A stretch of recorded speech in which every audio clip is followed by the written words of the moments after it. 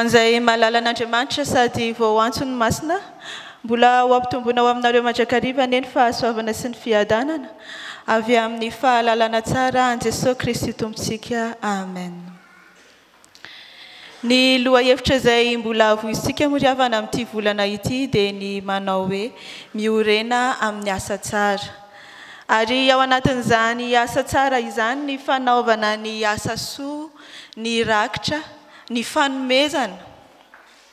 Ka miresaka izany indrindra ny andin-tsoratra masina izay ampitaina ny hafatra ho amintsika anio. Anio ry havana dia fomba fijery hafakely no hitondrany tompo antsika. Fomba fijery hafakely satria toa izay hijerena ho kely no lehibe. Raha mijery ao anatin'ny boaty fanatazan-drakitra isika ka mahita arizato sy roalina dia izy amin'izay no lehibe. Mazava ho azy ny roalina no lehibe fa eto kosa nefa dia mifanohitra amin'izay ny fomba fijery hitantsika ao amin'ny marika 2:12 andininy 1:20 hatramin'ny 4:20. Tantara n'ilay vehivavy mpitondra tena nandrotsaka rakitra tao amin'ny fandatsahan-drakitra. Eto dia misy hafatra tiany tompo ampitaina amintsika ao anatin'izany dia ny hoe ny fanomezana sitrak'Andriamanitra dia mila fahafoizana. Ny fanomezana sitrak'Andriamanitra dia mila fahafoizana ary ny fanomezana sitrak'Andriamanitra dia mila fitiavana. Ny fanomezana sitrak'Andriamanitra dia mila fitiavana. Ny fanomezana sitrak'Andriamanitra ry havana dia mila fahafoizana. Raha azavaina fohy dia eo amin'ny tempoly dia misy ny atao hoe kianja ny vehivavy. Teo amin'io toeran'io no misy toerana fasiana boatin-drakitra, fandrotsahana ny rakitra. Io rakitra io dia natao ho fanasoavana ny tempoly sy ho fanatsarana ny asa amin'ny fanompoam-pivavahana. Izay mbola ataontsika mandraka ankehitriny moa dia ny fanatanterantsika ny rakitra izany. Teto Jesosy dia nandinika ireo olona izay nandrotsaka ny rakitra teo amin'io toerana io. Ary rehefa nijery Jesosy teto ry havana dia tsy ny tanana mandrotsaka ihany no nijereny fa ny any amin'ny fo ihany koa no nijeren'Andriamanitra raha nijery an'ireo olona izay nandrotsaka rakitra izy teto. Ity vehivavy mpitondra tena izay nanolotra izay rehetra nananany no ohatra omeny tompo ho antsika. Raha nahita an'ity vehivavy mpitondra tena izy dia niantso ireo mpianatra.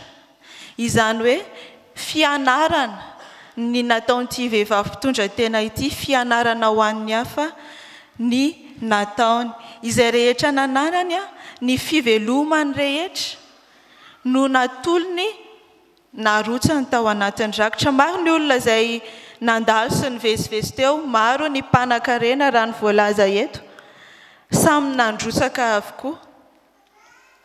Fa ny an'ity vehivavy mpitondra tena ity no azo lazaina hoe kely indrindra. Satria raha ny lazaina eto dia ny hoe vary roa venty, izay no azony, izay no amarana azy. Ny azy zany no kely indrindra raha jerena ny habetsaky ny vola, kanefa ny Jesosy Kristy dia nilaza fa ireo rehetra ireo dia tamin'ny haben'ny fananany nandatsahany tao, fa izy kosa tamin'ny alahelo ny nandatsahany tao izay rehetra nananany dia ny fivelomany rehetra. Izay rehetra nananany, izay rehetra tany aminy no natolotra ity vehivavy ity. Azo lazaina hoe kely dia kely ny nananany fa izay no nafoiny nomeny anasoavana ny asan'Andriamanitra. Izany hoe mitaky fahafoizana ry havana ny fanomezana izay atolotritsika ho an'Andriamanitra. Tsy ny habetsaky ny fananana izay atolotritsika ny zava-dehibe, tsy ny habetsaky ny vola izay arotsakitsika ny zava-dehibe raha ny eto no jerena, fa ilay fahafoizana, ilay toem-po mahafoy ho an'Andriamanitra izay no hita ho zava-dehibe eto. Azo lazaina hoe tsy mihinan-kanina izany ity raha matoy ity raha nandrotsaka an'io vola izay nananany io. tsy nisy ny velomana izy fa nafoy izany ho an'Andriamanitra.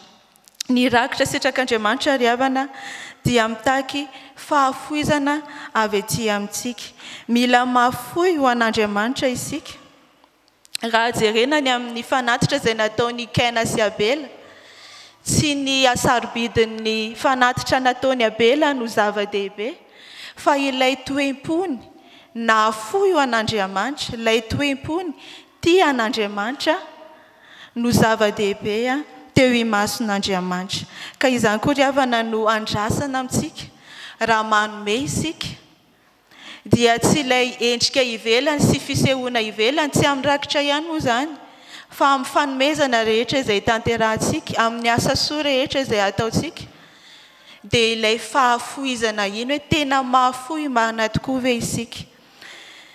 Tsy ny fananan-karena no ratsy ry havana, tsy hoe raha manan-karena isika, raha mandrotsaka betsaka, raha manome betsaka dia izay no ratsy, fa ilay toe-pontsika, inona no mampirisika antsika hanatanteraka izany fanomezana izany. Mahafoy ho an'Andriamanitra marina tokoa ve isika, sa ho amin'ny fisehosehoana eo imason'ny olona fotsiny ihany? Arak'izany ry havana dia tsy ny habetsaky ny harotsaka ny zava-dehibe, fa ilay fahafoizana ho an'Andriamanitra.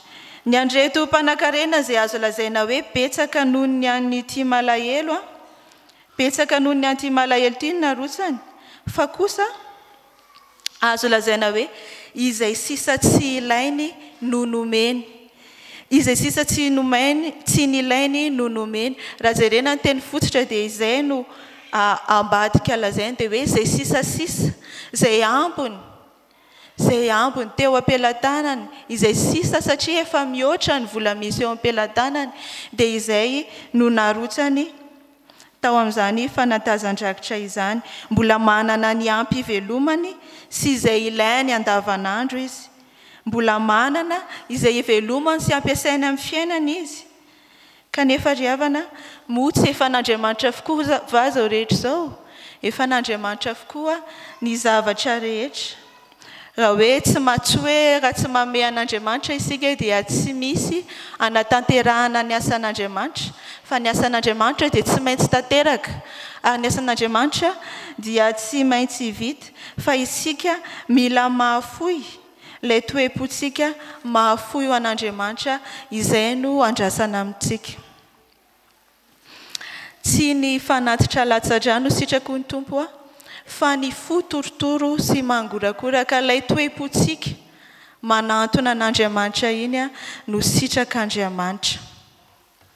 Ka izany toe-pony izany ry havana, toe-pony'ity vehivavy ity no niavahany tamin'ireo olona mpanan-karena, no niavahany tamin'ireo olona hafa, izany toe-pony mahafoy ho an'Andriamanitra izany. Manaraka ry havana dia ny fanomezana sitrak'Andriamanitra dia mila fitiavana. Ny fanomezana sitrak'Andriamanitra dia mila fitiavana. Izany fahafoizana izany dia tsy tanteraka raha tsy tia an'Andriamanitra marina isika. Tsy afaka ny hafoy an'Andriamanitra tokoa isika raha tsy ao anatintsika izany fitiavana izany. Raha ity vehivavy ity manokana jerena dia azo resahana hoe afaka tsy nandrotsaka tao anatin'ny boaty fanatazan-drakitra izy. Afaka ihany koa hoe ny iray amin'ny farantsa no narotsany, fa tsy izay, fa izay rehetra nananany, izay rehetra nisy tany aminy no nomeny sy narotsany tamin'izany fanatazan-drakitra izany. Azony natao mihitsy ny hoe nivavaka tsotra tao amin'ny tempoly ka tsy nandrotsaka tao anatin'ity fanatazan-drakitra ity. Fa tsy izay ry havana ny nataony, fa naneho an'izany fitiavana an'Andriamanitra izany izy. Araka ny voalaza teny am-pandohana dia natokana ho amin'ny fanatsarana ny tempoly ireto rakitra ireto. Izany hoe mampiseho ilay fifandraisana amin'Andriamanitra, mampiseho ilay fiombonana amin'Andriamanitra ihany koa ny fanatanterahana, ny fanolorana ny rakitra. ka ity vehivavy ity dia nanao zava-dehibe izany fifandraisany amin'Andriamanitra izany, nanao zava-dehibe izany fiombonany amin'Andriamanitra izany. Ary eo ilay fitiavany an'Andriamanitra satria be tao am-pony izany fitiavana an'Andriamanitra izany ka nahafoizany izay rehetra nananany ho an'Andriamanitra. Fa hoy ny soratra masina hoe tiavany Jehovahandriamanitra ao amin'ny fonao rehetra, sainao rehetra, herinao rehetra, fanahinao rehetra.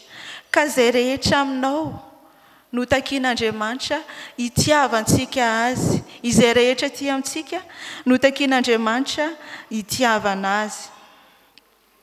Ary ny fanomezana tsara indrindra andrasan'Andriamanitra amintsika ry havana dia izany fitiavana azy izany. Izany fitiavana an'Andriamanitra izany no fanomezana tsara indrindra takiana amintsika. Raha manome isika dia mila fitiavana. Na tsy ho an'Andriamanitra ary, fa na ho an'ny manodidina antsika ary, dia mila fitiavana isika. Raha manome, raha manao asa soatsika, dia mila izany fitiavana izany. Ka izany fifandraisana amin'Andriamanitra izany ry havana dia tsy nataony ty ramatoa ty ambany zavatra, fa nataony ho zava-dehibe. Azo lazaina hoe filana, ny filana teo amin'ny fiainany andavanandro mihitsy no natolony ho an'Andriamanitra. Azo lazaina hoe filana andavanandro eo amin'ny fiainany izany fifandraisany amin'Andriamanitra izany. Manan-danja lehibe eo amin'ny fiainany izany fifandraisana amin'Andriamanitra izany. Tsy afa-miaina izy raha tsy mifandray amin'Andriamanitra. Tsy afaka mivelona izy raha tsy mifandray amin'Andriamanitra. Izay no niavahany tamin'ireto mpanan-karena ireto, izay azo lazaina hoe ny sisasisa amin'ny fiainany no nomeny an'Andriamanitra. Izay ambikambiny no natokany ho an'Andriamanitra. Izany hoe tsy dia nataony manan-danja loatra teo amin'ny fiainana ny fifandraisana amin'Andriamanitra. Tsy nataony reto mpanan-karena manan-danja loatra teo amin'ny fiainana izany fifandraisany amin'Andriamanitra izany. Fa ho antsika kosa ry havana dia mipetraka amintsika n'izany fanontaniana izany hoe inona amintsika no manan-danja amin'ny fiainantsika. Inona no tena manan-danja? Inona no ataontsika zava-dehibe ho loha laharana eo amin'ny fiainantsika? Manao ho loha laharana ny fifandraisana amin'Andriamanitra ve isika? Sa ho ataontsika ho ambikambon-javatra eo amin'ny fiainana izany fifandraisana amin'Andriamanitra izany? Ho ataontsika ho ambikambony amin'ny fotoana izay ananantsika ve no hanompotsika an'Andriamanitra? Ambikambony amin'ny vola izay misy eo am-pelantanantsika ve no omentsika an'Andriamanitra?